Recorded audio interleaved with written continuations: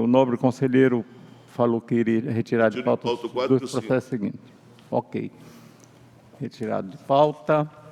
Agora temos, eu passo a condução dos trabalhos ao nobre conselheiro corregedor, Antônio Jorge Malheiro, enquanto vou relatar os meus processos.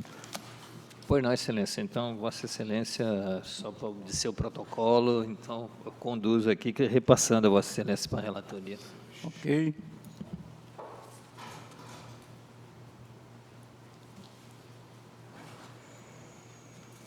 É o processo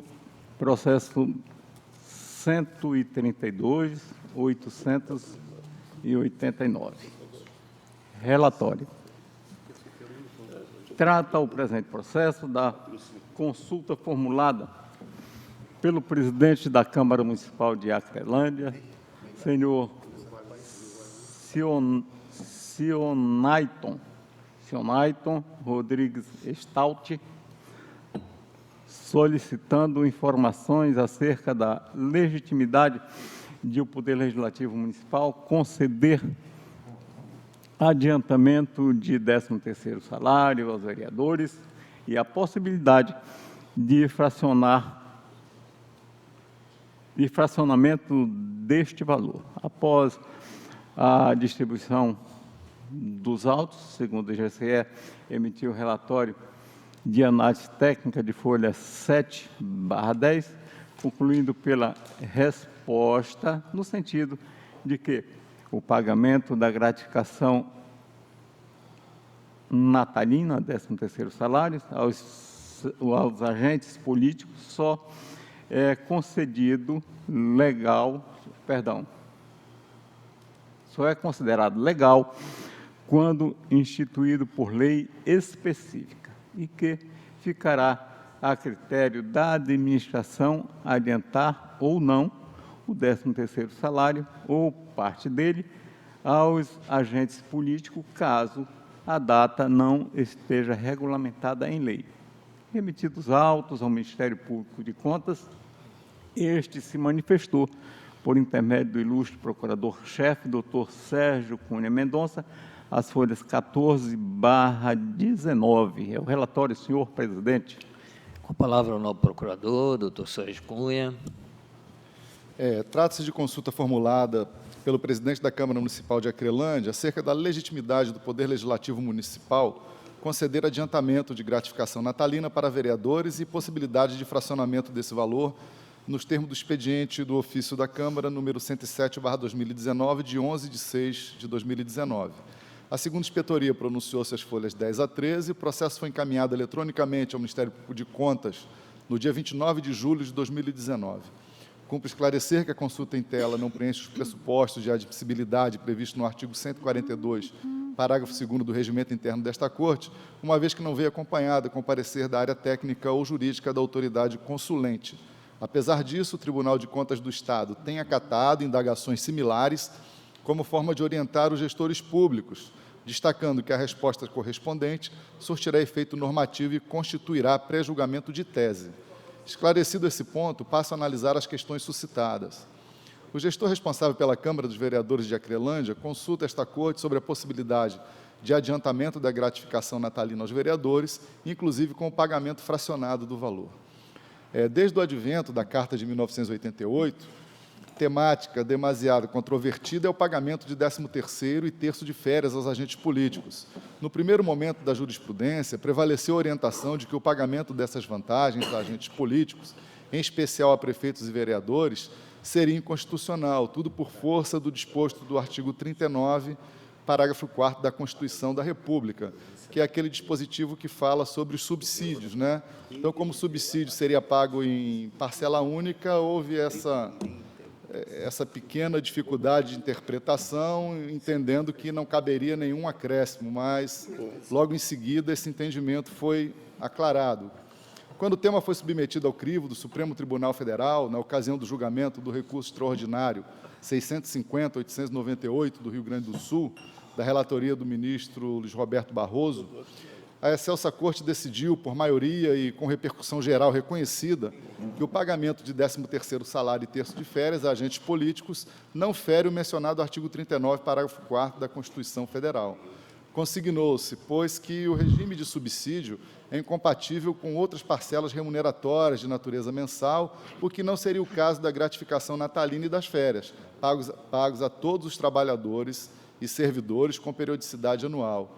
Assim, o pagamento dessas vantagens aos agentes políticos, em especial prefeitos, secretários e vereadores, não feriria o parágrafo 4º do artigo 39 da Constituição Federal, tendo em vista que são direitos assegurados a todos os trabalhadores, inclusive agentes políticos. E aí, transcrevo aqui um julgado, né, desse recurso, eu creio que não seja necessário ler integralmente, seguindo a mesma esteira de raciocínio da decisão do Supremo Tribunal Federal. Esta Corte de Contas respondeu positivamente à consulta autuada sob o número 23.944/2017, dígito 10, confirmando a possibilidade do Poder Executivo Municipal instituir, por meio de lei específica, o pagamento de gratificação natalina a agentes políticos. E aqui é o acórdão 10.467 do plenário, que também está transcrito aqui. Destaca-se do acórdão a orientação de que a legalidade do pagamento da gratificação natalina depende de lei específica do ente público, que deverá regulamentar em todos os aspectos o pagamento da vantagem aos agentes políticos. Essa, aliás, é a conclusão também do Supremo Tribunal Federal, no julgamento daquele recurso que eu citei aqui anteriormente. Portanto, conclui-se que, do ponto de vista constitucional, o adiantamento de gratificação natalina para vereadores e o fracionamento desse pagamento são possíveis, desde que haja previsão em lei específica da Casa. Ante o exposto, este Ministério Público de Contas opina pela resposta à consulta nos termos deste pronunciamento. Com a palavra, o nobre conselheiro Valmir Ribeiro, para conclusão e voto. Obrigado, senhor presidente. Voto. A consulta preenche os requisitos de admissibilidade previsto no regimento interno desta Corte de Contas, pois que foi formulado por autoridade competente, presidente da Câmara Municipal, bem como questiona a aplicabilidade de dispositivos legais. Observa-se, no entanto, que a consulta não foi acompanhada de parecer de órgão de assistência técnica ou jurídica, em desconformidade com o artigo 142, parágrafo 2º, do referido regimento. Porém, considerando sua função orientadora, este Tribunal de Contas decidiu pelo seu recebimento para resposta em tese, na sessão ordinária do Pleno, número 1367, em 27 de junho do corrente ano, conforme papeleta de julgamento número 009/2019, a folha 3. Estada a se manifestar sobre a possibilidade de pagamento do 13º salário e terço de férias aos agentes políticos, o Supremo Tribunal Federal decidiu, no julgamento do recurso extraordinário número 650.898, por maioria e com repercussão geral, pela possibilidade do pagamento das referidas verbas. Com base neste entendimento da Corte Suprema, este Tribunal de Contas já decidiu em outros processos da mesma natureza, acórdão número 10.210, 10.467, pela possibilidade de o Poder Legislativo Municipal instituir o pagamento do 13º salário e o terço de férias aos agentes políticos, detentores de cargos eletivos ou não, desde que o faça por meio de lei específica.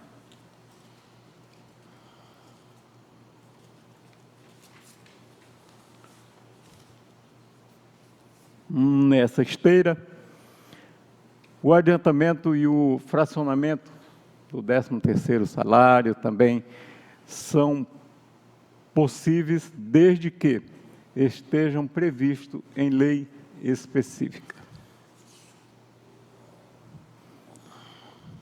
Nessa esteira, continuo, o adiantamento e o fracionamento do 13º salário também são possíveis desde que estejam previstos em lei específica. Diante do exposto, visto e analisado o presente processo e ainda consubstanciado na análise técnica da segunda GCE de folha 7/10, bem como no douto parecer do Ministério Público de Contas de folha 14/19, concluo votando.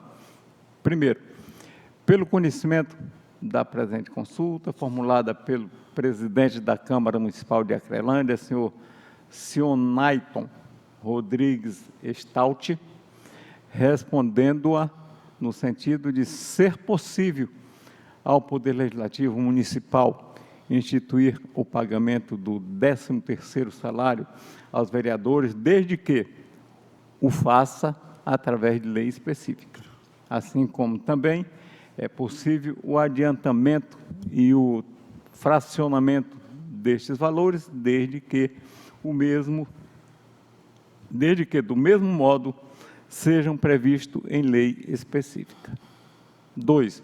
Pela notificação do consulente para conhecimento desta decisão, após pelo arquivamento dos autos. É assim que voto, senhor presidente, senhores conselheiros e senhoras conselheiras. Em votação, conselheiro José Augusto. Acompanho o voto. Conselheiro Ronaldo Polanco. Conselheira Dulce. Conselheira Ana Lu. Com o relator, senhor presidente. Decidiu-se assim a unanimidade nos termos do voto do nobre conselheiro relator, que continua